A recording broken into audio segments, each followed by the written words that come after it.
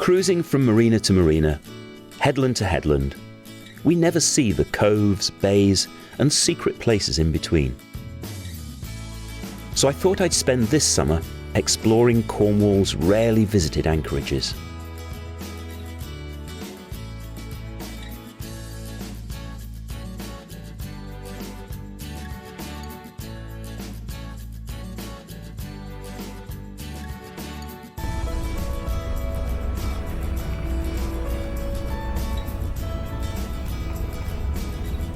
The August bank holiday traffic is crawling across the Tamar Bridge into Cornwall.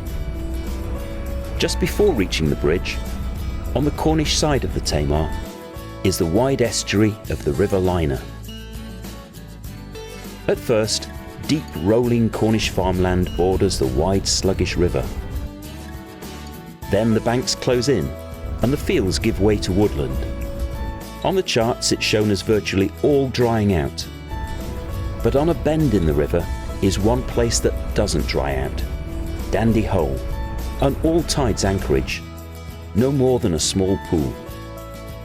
A perfect get-away-from-it-all secret spot. Looe is not a secret to thousands of holidaymakers. However, just offshore of the harbour is Looe Island.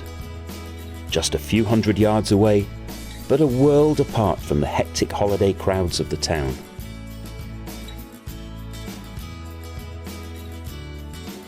Now a nature reserve run by Cornwall Wildlife Trust, it offers a comfortable and secure, though rarely used overnight anchorage in all but easterlies, and some lovely snorkelling in the shallows between the island and the mainland. Maybe my affection for Lantic Bay stems from catching my first ever mackerel there on a family holiday over 50 years ago. This is what boats are made for. A deep bay offering beaches where you can anchor, swim, barbecue and simply play for the day. Although literally just around the corner from Foy, it does seem to be a place only frequented by those in the know. This was one of the busiest days of the year, the August bank holiday weekend.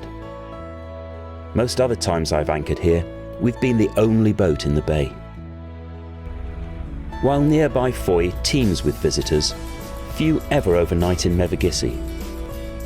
The harbour always seems busy with fishing boats. In fact, there are 9 allocated visitors' berths in the harbour, and not once this summer had all 9 been taken.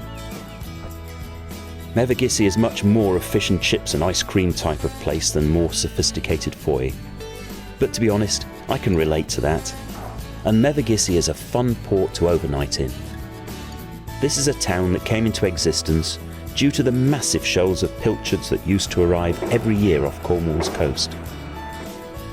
Those not actually fishing would be employed salting, smoking, pickling and pressing them into barrels to be shipped up country. Or would be working as boat builders, net makers, sail makers and blacksmiths. A whole community dependent on one small fish. Port Looe has been a long-time favourite place of mine. A secret place to bring friends to on a summer's evening, to share a bottle of wine or a meal. Just a few miles east of Falmouth, I've never come across another boat anchored here. Just the occasional small fishing boat heading into the tiny cove.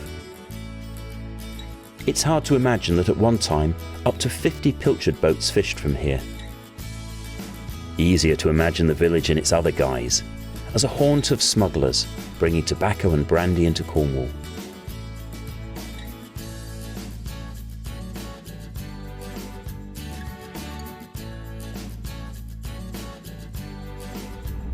Head up the River Fal to a place rarely visited by boats.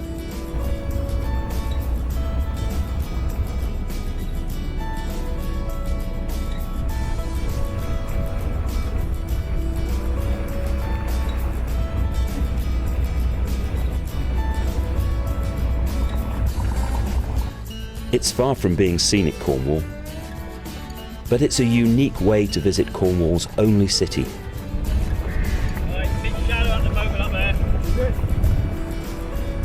The buoyed channel meanders in wide loops between mud banks, and you can only get there on the rising tide. Ferries carrying tourists plough upriver with a confidence born of having followed the same course hundreds of times. If in doubt, tag on behind one of them.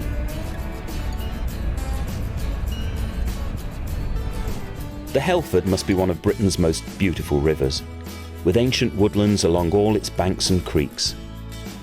But few venture inland to explore. On a sunny June Saturday afternoon, we were the only boat heading upriver. It's definitely a trip to do on a rising tide. The channel is at stages marked by little more than withies, and winds and cuts back on itself. If you run aground on the soft mud on a falling tide, you can guarantee spending several hours on that mud bank. I know, I've done it. Then the surprise. At the head of the river is the village of Gweek and the Gweek Quay boatyard. It's a real old school boatyard with a friendly atmosphere. Everyone seems to know everyone else. Every boat is unique, many old and being lovingly restored, others being newly built by true craftsmen. Rivers, anchorages, villages, tiny harbours and the city. A diverse yet intriguing mosaic of secret Cornwall.